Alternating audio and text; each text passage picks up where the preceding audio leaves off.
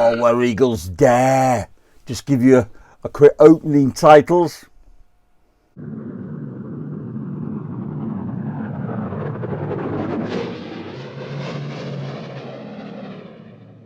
Here he is, at the Schloss Adler, the Castle of the Eagles. Believe me, it's well made, because only an eagle can get to it.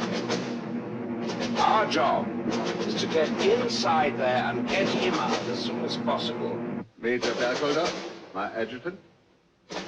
Green on go! Colonel Weissner, field security.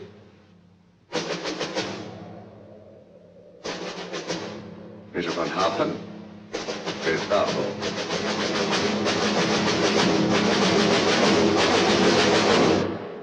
Allow me to introduce myself. Major Johann Schmidt, SS, Military Intelligence, Stuttgart. Richard Burton. Take your clothes off. Don't argue. Take your clothes off. Oh, I love it. First thing to point out, they supposedly fly in that plane all the way from England to the Schloss Adler, which is supposed to be somewhere in Germany. It's actually filmed in Austria. And that plane has not got the fuel capacity to fly that far. If they tried it, they'd land up dumping it in the channel. So, a slight continuity problem. However, we can forgive. Now, the questions were, how do the explosives work? Well, there's an article coming up in a moment on strings, and this is all about strings. Bunch of what's it called? A dynamite with a clock and a timer and a string. And when you pull the string out, it activates it. And if you then stretch the string anymore, then it explodes. Bang. And that's how they do it. Watch, it's very clever. Now, the second question was, how did they get to the airport? It was in a bus with a big snowplow on the front. And who was driving? Richard Burton. Richard Burton was driving. And Clint and Mary Ure, his sidekick, the gorgeous Mary Ure, were shooting out the back. Okay? Can I just say, I am doing this piece to camera, and I'm getting all sorts of stuff popping up on the screen. I've got my chess man mithering me. I've got one of my editorial staff, Job, he's mithering me. He's already mithered me why I'm so late. So those two, they're popping up on the screen as I speak to you. Right, so the next thing is things on strings. I have a bee in my bonnet about a particular thing that has a string. So I'm going to bring them certain things up on screen which should have a string. First one is a plumb bob. Well, it's got to have a string. Got to hold it up. Yep, plumb bob. No problem at all. Second is a conker. No problem. Got to have a string. Third one is a tennis swing ball. Well, it'd hardly work without a string attached, would it? And the fourth one is a yo-yo. Got the old yo-yo, yeah. Got to be a string, yep, good. Fifth is tampon. Yep. I'm led to believe no use without a string. Then we come to the thorny question of what does need a string, and one of these does not need a string. Tea bags with strings, absolute abomination. So all that happens is you put the tea bag in, and then you try and stir, and it gets tangled on the spoon, and oh, what a mess! What do you need a string on it for? I just don't understand. I've had it put, well, what happens if you got a teaspoon? Well, you shouldn't be having a cup of tea if you haven't got a teaspoon. And the other one that's been put to me is, oh, if you have a fruit flavoured tea bag, you don't want to take that one out, and it sometimes fruit flavoured tea bag. Okay, I'll give you it.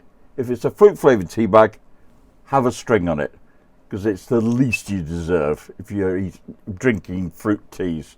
But your normal tea bag, no strings. Oh, and by the way, while we're on the subject of tea bags, I do hope you're checking whether your tea bags have got plastic in them.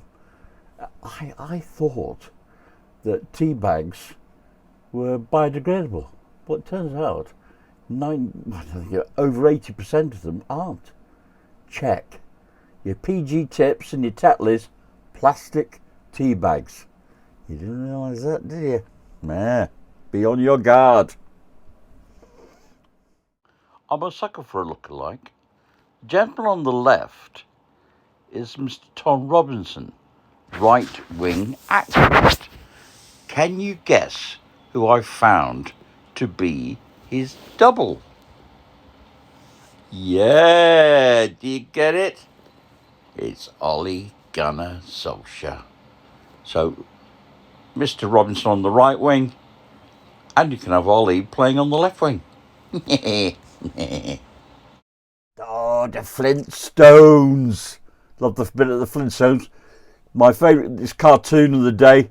Let's go straight into the opening titles.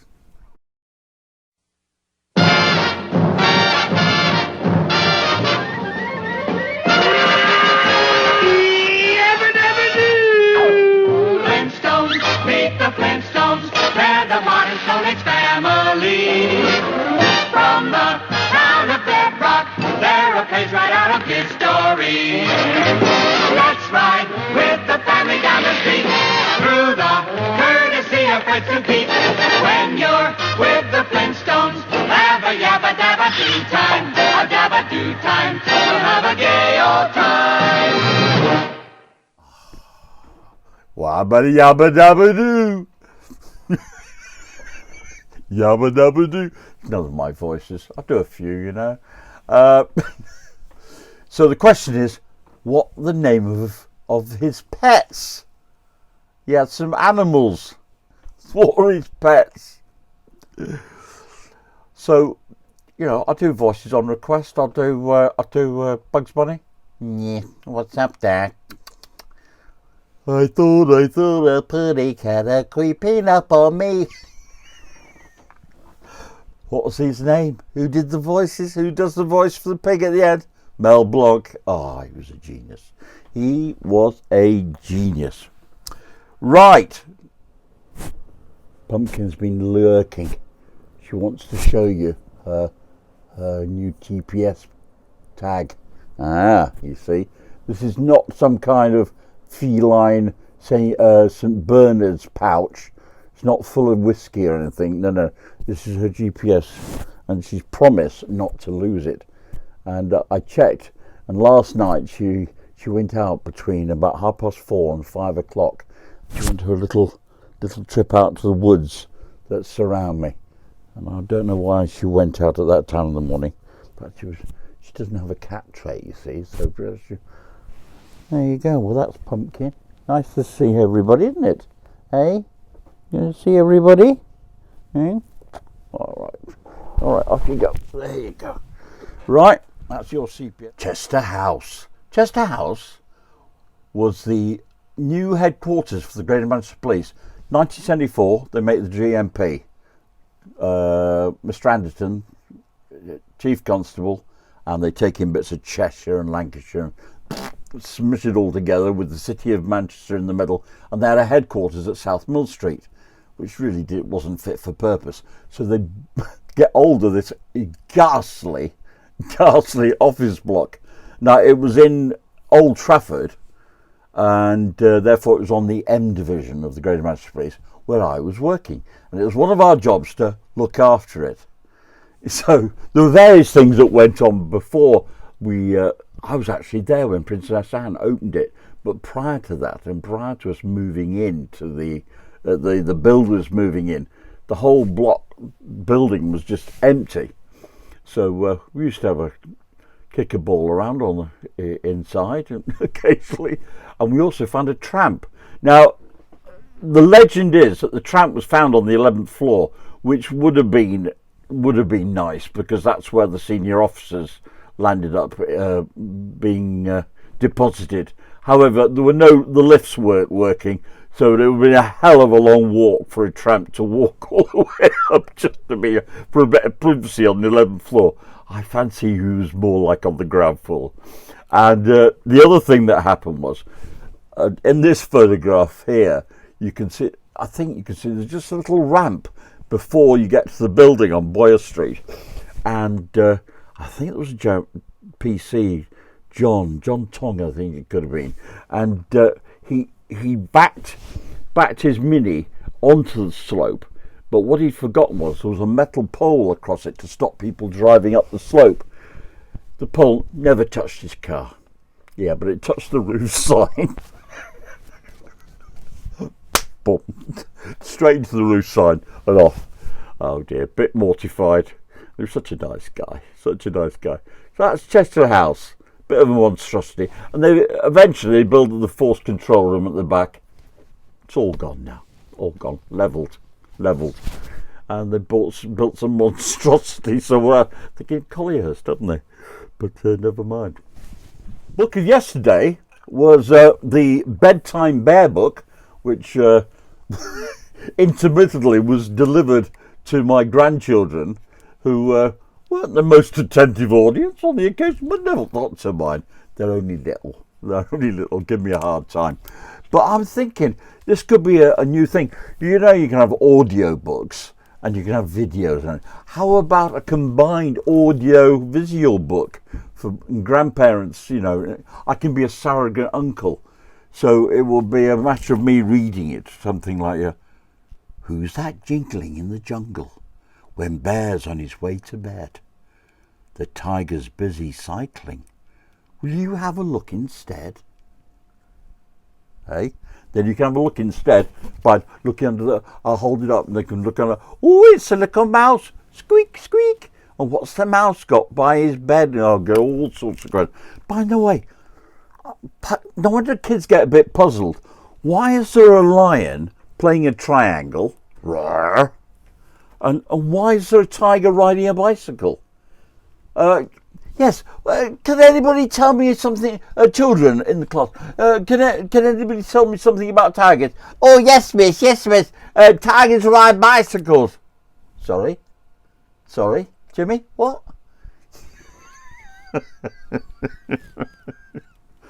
Oh, it's hissing Sid at the bottom. Yeah, you might catch on. Hey, look, and we've got over the page. We've got, hey, North Pole over the page. Could catch on. Could be a feature every day. You could threaten the kids. You could threaten the kids with Uncle Richard if they don't go to bed quietly. This is my family tree. So this is the bare bones of it. So it's me on the left, and it's parents, grandparents, great-grandparents, great-great-grandparents. And on the top right-hand corner, you'll see a fella, and his name is Edwin Chorley Hops. And he was born in Leeds in 1813. Now, you might say, well, why is his name Hops? Well, my name's Hope, his is Hops. Why? Well, apparently 5 generations before him, there was a bit of tax dodging from the family, and they were supposed to be in Carlisle at the time. They did a runner to Leeds, or not to Leeds, but into Yorkshire. The only thing wrong with this story is that why did they change it to Hops? It's like going from Smith to Smythe. Either they're extremely stupid or the story's got something wrong with it. So, anyway, we landed up being in Grassington. It was a lead mining area in North Yorkshire. And over the generations, we progressed south and got more respectable. And by the time we landed up in Leeds, my great-great-grandfather was a solicitor. So he didn't do too badly. And he worked there for many years. And then eventually moved over to Manchester and lived in Crumpsall to start with, and then came over in 1847 and then eventually moved to a nice house in Macclesfield. This one. Then, in May 1866, he was in the Territorial Army, and I'll read you what it said. It says in the paper: melancholy death. We regret to state that the accident which befell Ensign Hops was performing an act of kindness to one of his men on Tuesday night on his way to the annual volunteer review at Somerford Park has resulted indirectly in his death. In addition to the severe fracture of the patella or kneecap, it is supposed that some occult injury was sustained internally. On Sunday morning last, up to which time Mr. Hops had, under the medical care of Dr. Mayer and Mr. Sanford, surgeon, progressed favourably, after partaking of a comparatively hearty breakfast, he suddenly seized with congestive apoplexy and died in a few minutes. The sudden and unexpected event cast a gloom over a large circle of friends, both in this locality and in Manchester, where the deceased was held in much esteem.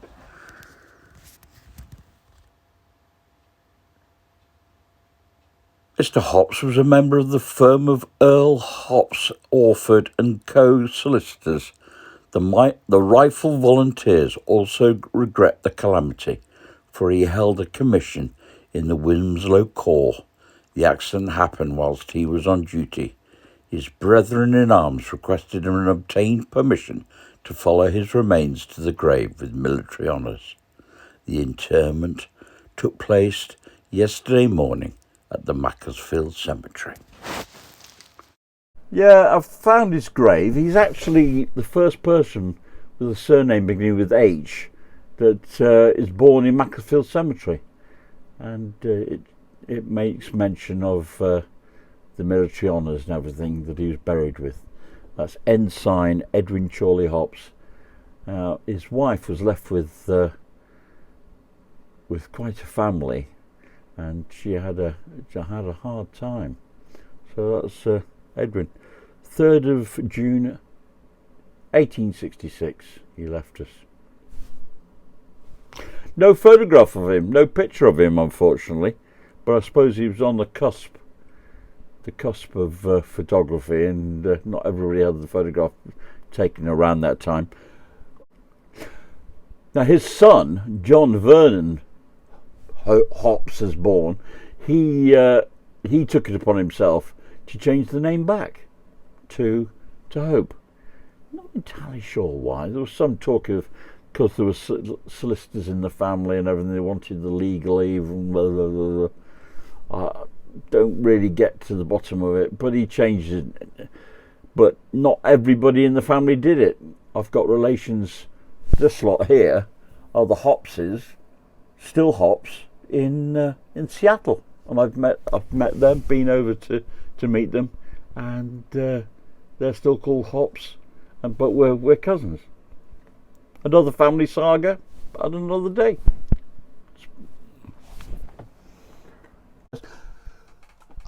I gave you a puzzle the other day, and I'm going to lead you through it. Right, I hope you're concentrating. So the top line is 45. So each of the three symbols, whatever they are, on the left-hand side are 15 each. So let's analyse each symbol. Each symbol on the left has a 6-sided figure, a 5-sided figure, and a 4-sided figure. So that makes 15 sides. All right? So you got that. So that's 15 plus 15, 15 equals 45. Now you got 4 bananas plus 4 bananas plus 15. So it's 4 and 4 plus 15. So it's basically 1 per banana. All right? So a banana equals 1. So it's 1, 2, 3, 4, 5, 6, 7, 8. Plus 15 from the first line makes 23. So you go to the next line. So you've got 4 bananas, that's 4. Plus 3 for the first clock, 7. Plus 3 for the second clock, that's 10. So instead of 3 for the clock, you got 2 for the clock, and you got 3 bananas on the next line, that's 5. But you have to multiply the next 3 bananas by the end symbol. Now it's 3 times 11 because there are 11 sides. So that's 33 plus the 2, that's 35, and 3 makes 38. So the answer is 38, 38. Got it? Right. Well, I have to admit, it's been a bit of a task. It's now 5 to midnight, and I'm ready for bed. I'm ready to post this. So, have a good day tomorrow, being Thursday. And I'll try and do an edition for tomorrow. No promises. Night-night. All the best. That's all, folks.